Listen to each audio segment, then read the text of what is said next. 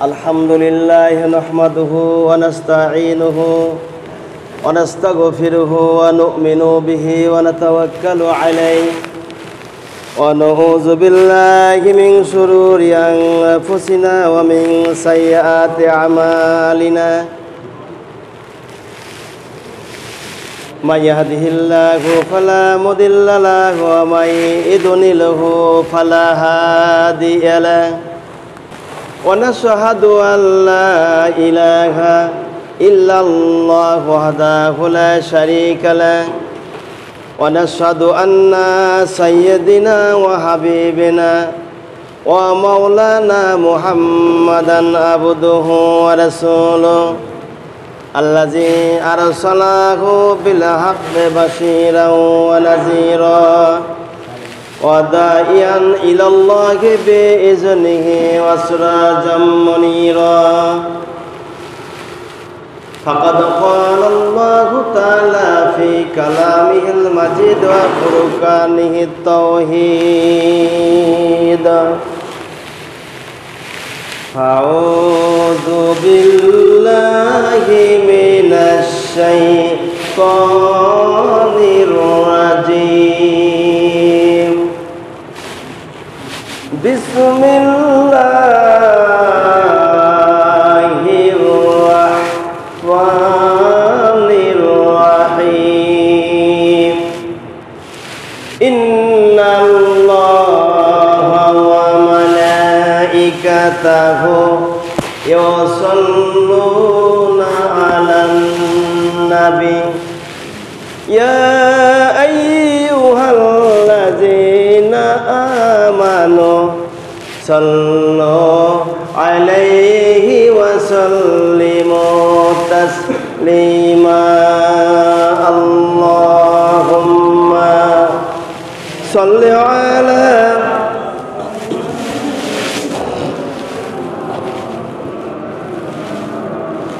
وعلى آل سيدنا شفيعنا সকলে মহব্বতের সাথে জবান খুলে পড়ি আল্লাহুম্মা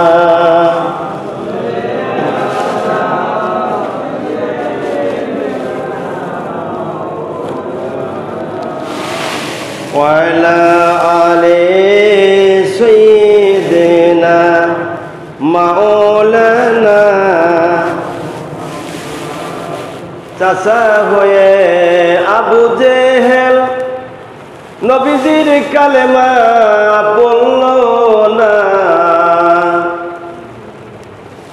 দুজাহানের বাদশাহ নবীজি আবু জেহেল বুঝল না আল্লাহুম্মা সাল্লি আলা سيدنا مولانا محمد وعلى آله نبينا محمد بلغ العلا بكماله كشف الدجى بجماله حسنت جميع خصاله صلوا عليه وآله আলহামদুলিল্লাহ আল্লাহ সুবহানাহু ওয়া তাআলা যিনি শাওয়ালের শেষ লগনের দিকে পবিত্র জুমার নামাজ পড়ার জন্য আমাদিগকে এই মহল্লায় অনেক মানুষ বসবাস করত তাদের মধ্য থেকে যে আল্লাহ পাক আমাদেরকে যাচাই বাছাই করে মহব্বত করে ভালোবেসে পেয়ার করে আল্লাহর ঘরে আসার জন্য সুযোগ করে দিয়েছেন এটা জান্নাতের বাগান দুনিয়ার বেহেশতের মধ্যে সকলেরই আসার এই কপাল কিসমতে জোটে না যে আল্লাহ পাক আমাকে আপনাকে এই জান্নাতের বাগানের মধ্যে আসার জন্য ব্যবস্থা করে দিয়েছেন সেই মহান মনিবের দরবারে আমরা কালেমাত শুকর আদায় করছি লাখ কোটি শুকরিয়া আদায় করছি পড়ছি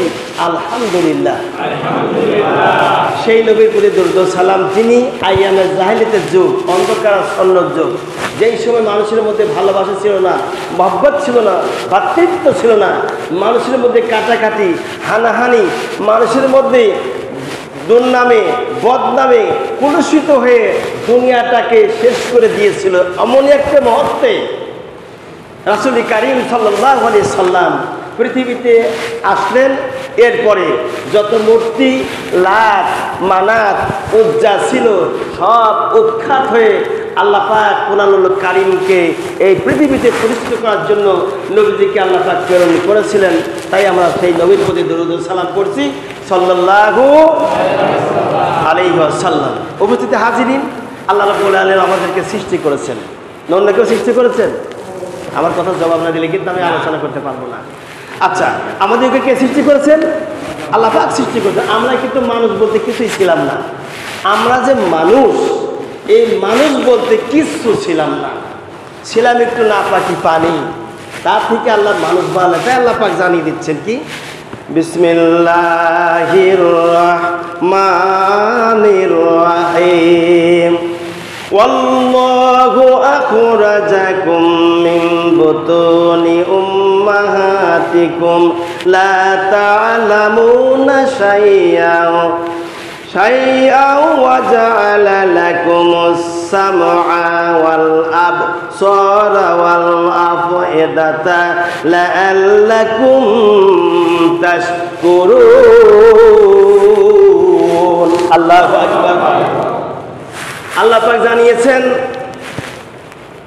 মানুষ তোমরা ভেবো না যে তোমরা একা একাই মানুষ হয়েছো, বাবার মার মিলনের জন্য তোমরা মানুষ হয়েছে, এটা তোমরা চিন্তাই করো না। কেননা আমি আল্লাহ তোমাদেরকে যদি না বানাইতাম, পৃথিবীতে তোমরা মানবতা বলতে কিছুই ছিলে না। সুতরাং বান্দা খেয়াল করো, ওয়াল্লাহু আখরাজাকুম মিন বুতুনি উম্মাহাতিকুম লা তা'লামুনা শাইআ। ও বান্দা শোনো, আমি আল্লাহ মাতৃগর্ভে হতে তোমাদেরকে বের করেছি, এমন ভাবে বের করেছি যা তোমরা কিছুই জানতে না, তোমরা মানব বলতে কিছুই ছিলে না। সুতরাং আমি আল্লাহ তোমাদেরকে সৃষ্টি করেছি, ওয়া জাআলা লাকুমুস সামআ ওয়াল আবসারা ওয়াল আফইদাতা লাআল্লাকুম তাশকুরুন। আল্লাহু আকবার। আল্লাহ পাক জানান, দুনিয়ার মানুষেরা শোনো, আমি আল্লাহ তোমাদেরকে শ্রবণ শক্তি দিয়েছি, আঁকের শক্তি দিয়েছি, ঘ্রাণ শক্তি দিয়েছি, দৃষ্টি শক্তি দিয়েছি, বাক শক্তি দিয়েছি। কে দিয়েছেন? আল্লাহ বলেন, আমি আল্লাহ তোমাদেরকে আঁকের শক্তি দিলাম, বাক শক্তি দিলাম, ঘ্রাণ শক্তি দিয়েছি। এগুলি এই জন্য দিয়েছে আমি আল্লাহ। যদি আমি আল্লাহ শ্রবণ শক্তি না দিতাম, এই কানে তোমরা কিছুই শুনতে পারতে না। পারতাম? আমরা কিছুই শুনতে পারতাম না। আল্লাহ পাক জানিয়েছেন, বান্দা শোনো, আমি যদি আঁকের শক্তি না দিতাম, তোমরা হইতে পাগল, পাবনা মেন্টাল হাসপাতালের মতো হাসপাতালে ভর্তি হতে হতো। আমি আল্লাহ তোমাদেরকে আঁকের শক্তি দিয়েছি, যার কারণে তোমরা পাগল হওনি, বলি মারহাবা। এরপর আল্লাহ বলেন, আমি জ্ঞান শক্তি দিয়েছি, নাকের ডুগায় যখন যে কোনো জিনিস যদি আসে, যদি সেটা টক হয়, বাসি হয়, নষ্ট হয়, আমি রব্বুল আলামিন নাকের ঘ্রাণ নেই বলার ক্ষমতা দিয়েছি। নাকের ঘ্রাণ কথা বলতে পায় না, কিন্তু বোঝার ক্ষমতা রাখে। কে বলছেন? আল্লাহ বলেন, বোঝার ক্ষমতা রাখে। নাকের কাজ দিলে পরে বোঝাই এই জিনিসটা টক না কি, বোঝায় না? আল্লাহ রাব্বুল আলামিন বলেন, এই ক্ষমতা আমি আল্লাহ দিয়েছি। শুধু তাই দেই নাই, আমি আল্লাহ দৃষ্টি শক্তি আমি আল্লাহ দিয়েছি চোখ দিয়ে তাকা দেখার জন্য। এই যে কোরআন আমি আল্লাহ নাজিল করেছি, এই দুনিয়াতে এত সুন্দর করে আমি আল্লাহ সাজিয়েছি। কার জন্য সাজিয়েছি? একবারও কি চিন্তা করে দেখো না? বিবেক খাটায় দেখো। কেন দেখো না তোমরা? এই দুনিয়াতে আমি সাজিয়েছি যার জন্য, তিনি হলেন মুহাম্মাদুর রাসূলুল্লাহ সাল্লাল্লাহু আলাইহি সাল্লামের জন্য আমি আল্লাহ দুনিয়াটা সাজিয়েছি। যে নবীর জন্য দুনিয়া সাজালাম, যার জন্য দুনিয়ার বাগান করলাম, ওই নবীর কেন তোমরা আদর্শ মানো না? কারণটা কি? কয় টাকার মালিক হয়েছ? কয় বিঘা জমির মালিক হয়েছ? কত টাকা তোমার ব্যাংকে আছে, ব্যাংক ব্যালেন্স রয়েছে? আমি রব্বুল আলামিন তোমাদেরকে পরীক্ষা করার জন্য তো সম্পদ দিয়েছি। টাকা দেখো, কত সম্পদ শালীকে আমি আল্লাহ ভিক্ষুক বানায়া রাস্তায় নামাইছি। এই আবার দেখো, যে ব্যক্তি ভিক্ষা করতো, ভিক্ষা আবৃত্ত ছাড়া তার রাস্তায় ছিল না, পথ ছিল না, উপায় ছিল না, খাদ্যখানা আসতো না। আমি রব্বুল আলামিন ওই ভিক্ষুককে 10 তালার মালিক আমি আল্লাহ আমার কুদরতি ক্ষমতা মানা দিয়েছি। ক্ষমতা কার? আল্লাহ বলেন, বান্দারে নজর করে দেখো, দৃষ্টি শক্তি আমি আল্লাহ দিয়েছি কোরআনকে দেখার জন্য, অনুসরণ করার জন্য। দৃষ্টি শক্তি আমি আল্লাহ দিয়েছি আমার নবীর আদর্শগুলোকে তোমরা দেখবা। লাকাদ কানা লাকুম ফি রাসূলিল্লাহি উসওয়াতুন হাসানা।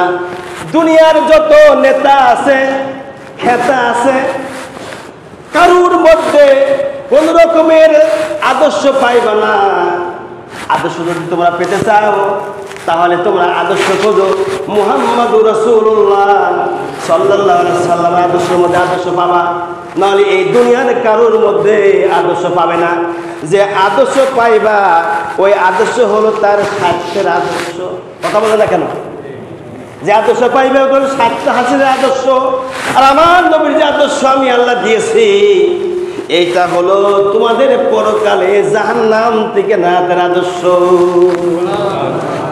কে বলছেন ভাই? আমার আল্লাহ কত সুন্দর! এমন আল্লাহ আমার, যে আল্লাহ পাক আমাদেরকে বাক শক্তি দিয়েছেন। বাক শক্তি মানে কি? কথা বলার শক্তি দিয়েছেন। যদি আমরা কথা না বলতে পারতাম তাহলে হয়তো বুবা। কি হতাম? বুবা।